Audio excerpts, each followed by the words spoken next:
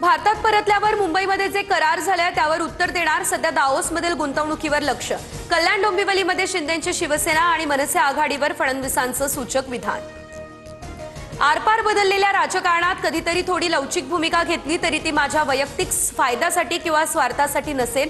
बाळासाहेब ठाकरे यांच्या जयंतीनिमित्त राज ठाकरे यांचं सूचक ट्विट.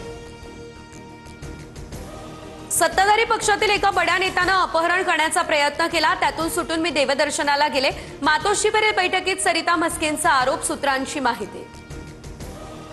100व्या जयंतीनिमित्त बाळासाहेबांच्या पुतळ्याला उद्धव ठाकरे यांच्याकडून अभिवादन. तर महापालिका निकालानंतर बाळासाहेबांच्या जयंतीनिमित्त ठाकरे बंधू आज एकत्र येणार. षण्मुखानंद सभागृहात विशेष कार्यक्रमाचं आयोजन. महाराष्ट्राच्या प्रगतीसाठी बाळासाहेबांच्या दृष्टिकोनातून मोठी प्रेरणा मिळते. बाळासाहेब ठाकरेंच्या जन्मशताब्दी निमित्त पंतप्रधान मोदींकडून आदरांजली.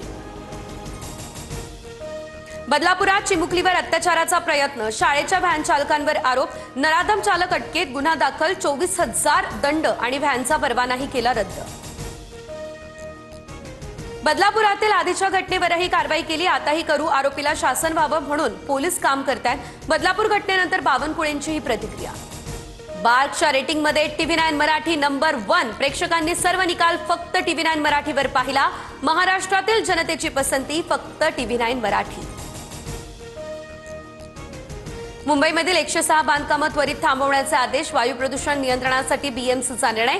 हवेची गुणवत्ता मोजणारे सेन्सर्स न बसवल्यानं आता पालिका प्रशासनाकडून संबंधितांना नोटीस.